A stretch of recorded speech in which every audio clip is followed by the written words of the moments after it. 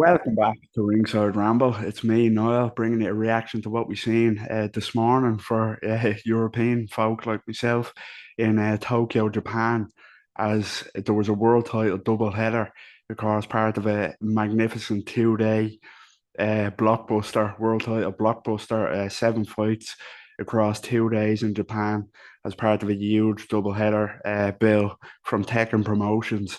And yeah, today kicked off with in the co-main event. First of all, the fight I'll be reacting to today as Kenshiro Teraji, the great Kenshiro Teraji, has won a world title in the second weight division as he's defeated the veteran Cristofer Rosales by 11th round referee stoppage to win the vacant WBC flyweight title. And yeah, of course, Teraji, the formerly the best in the world at 108 pounds, um, WBC and WBA champion there. Couldn't get huge unification fights with the likes of Jonathan Bamba Gonzalez or Sivanati Nonshinga. So we did move up to 112. And for your first fight in a new division at flyweight, you know, they don't get much tougher than the veteran Nicaraguan Christopher Rosales. You know, Rosales' record kind of speaks for itself. Former world champion himself, former WBC title holder. You know, it broke Irish hearts. Unfortunately, as an Irishman making the video, Paddy Barnes, we know that he's not the Paddy Barnes, but he shared the ring with a lot of elite level operators, and his only losses before today had come to elite level operators, Julio Cesar Martinez, Charlie Edwards, Andrew Selby, quality fighters. So it was a lot of people expected this one to be a very tough test for Kenshiro Teraji at his new weight division. You know, Rosales had the size advantage over him, which was clear from the opening bell. He can really box. Training under Eddie Reynoso now, the famed trainer Eddie Reynoso, has a beautiful long jab, rangy, and can punch. So a lot of people thought Kenshiro would be in for a really tough night's work here. He was the favourite, Kenshiro, rightly so, and myself and a lot of people did think he'd win, but I don't think people really expected it to be that easy. It was a marvelous performance. Rosales didn't win a round before it was stopped. He lost all 10 rounds, in my opinion, and in a lot of people's opinion. It was a complete shutout before that. So yeah, it was an absolutely dominating performance. As I mentioned from the opening bell, the first thing that was evident was the size difference between the two. It looked like a fully fledged career flyweight in Rosales facing a man coming up from light flyweight. Rosales was bigger, longer, but it didn't matter. It didn't matter in the end. People, there was a narrative that if Rosales could kind of get his jab, that long, solid jab going and offset the speed and the rhythm of Kenshiro Teraji early on, that he could control it.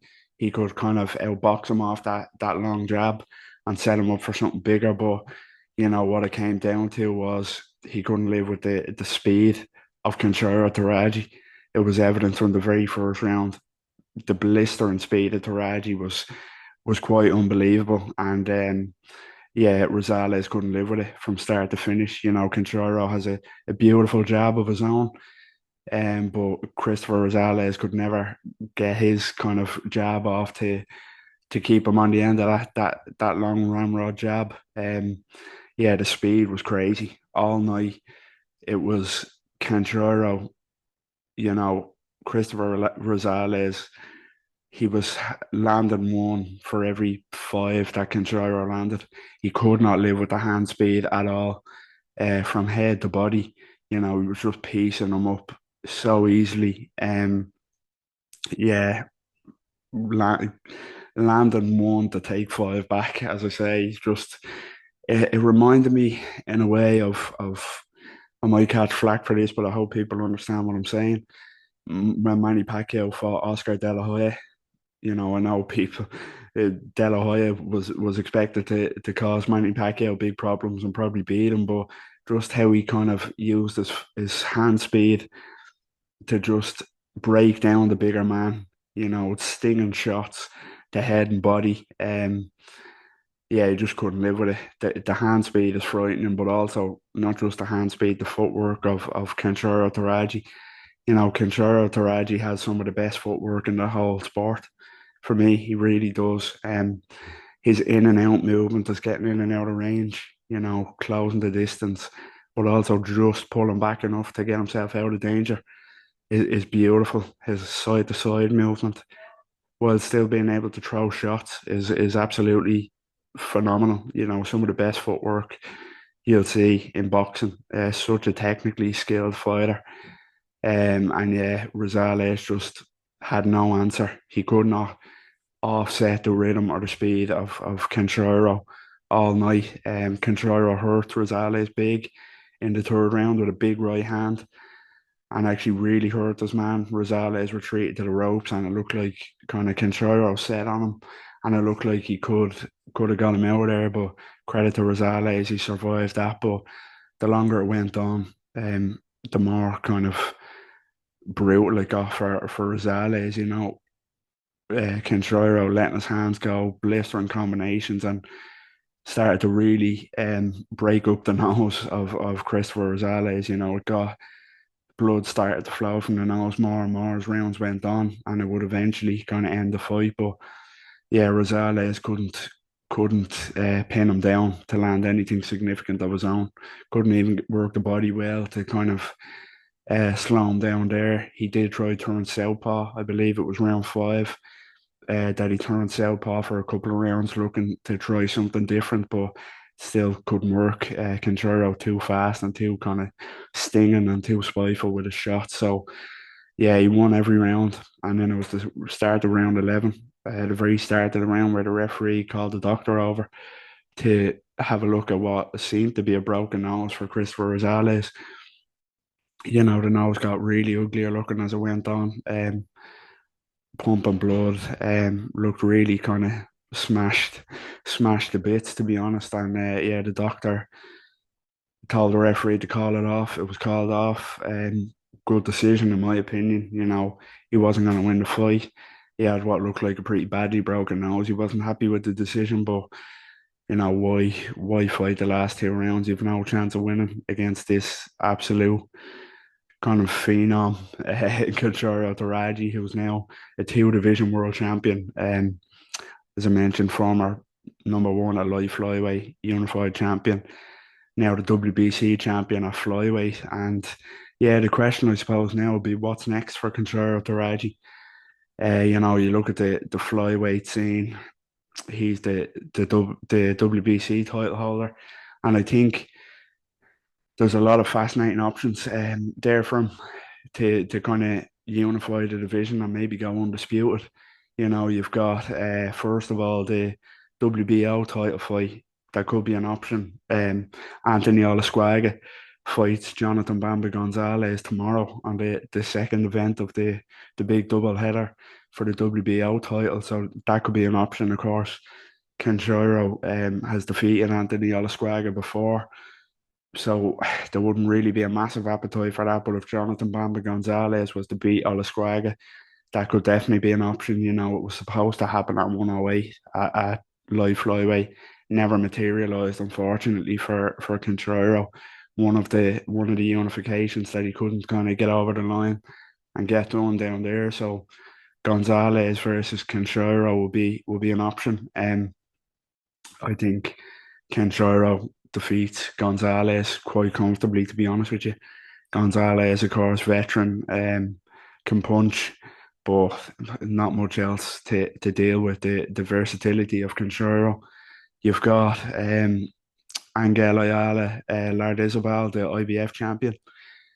Yeah, Lardizabal, he's a big enough flyweight, and he's rangy. He'll have size and range over Kenshiro. Again, tough Mexican, but has nothing to offset Kenshiro. He doesn't punch hard enough.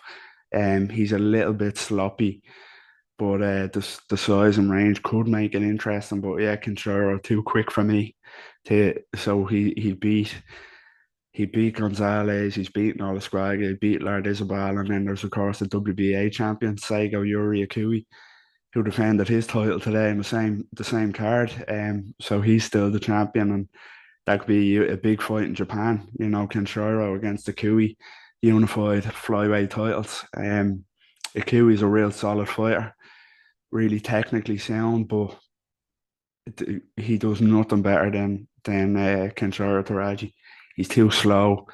He's too predictable at times. He had a good win against Artem Delakian not so long ago, but he has nothing to live with Kenshiro Teraji, to be honest. So I think Kenshiro Teraji beats all the champions at 112. I really do, to possibly go undisputed. They're the biggest challenge for me that Kenshiro Teraji could face at flyweight is a former world champion in Sonny Edwards. I think Sonny Edwards versus Kenshiro Teraji is a marvelous fight, such a technically brilliant fight. Um, Sonny Edwards, a quality boxer, absolutely beautiful boxer, quick, elusive, would have size advantage over Kenshiro. Kenshiro, quick himself, the beautiful footwork I mentioned. Big puncher, powerful puncher. Not one punch, but spiteful, stinging shots, as we saw today with Christopher Rosales. Edwards, yeah, former world champion, fights in November against Galalia Foy in a fascinating fight in the flyweight division, and the winner of that will be mandated to fight Kenshiro Teraji.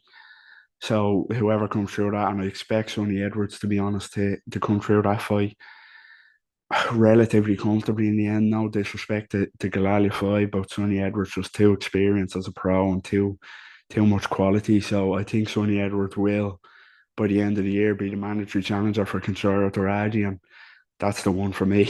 If it's not to be unifications next, which, as I mentioned, I think Kenshiro comes through all them comfortably. I'd love to see Kenshiro Teraji against Sonny Edwards. I think it's such a technically brilliant fight, and to pick a winner in that, it's so hard to pick a winner.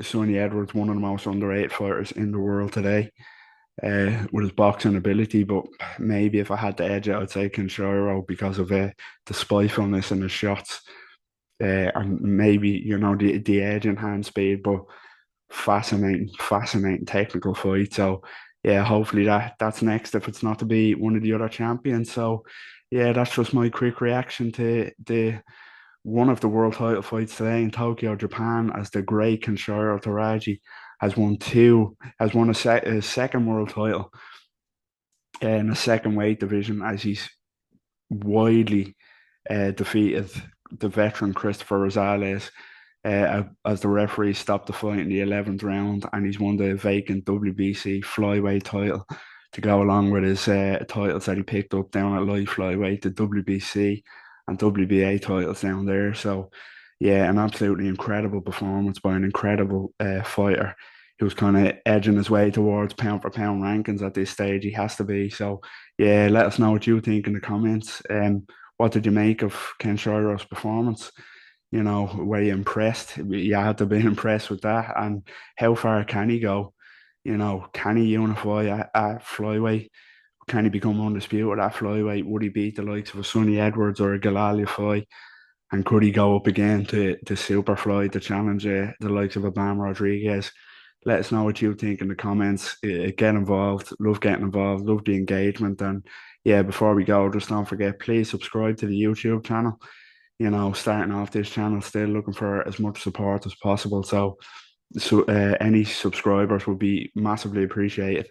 Go follow us over on X. And yeah, thanks for listening and take care.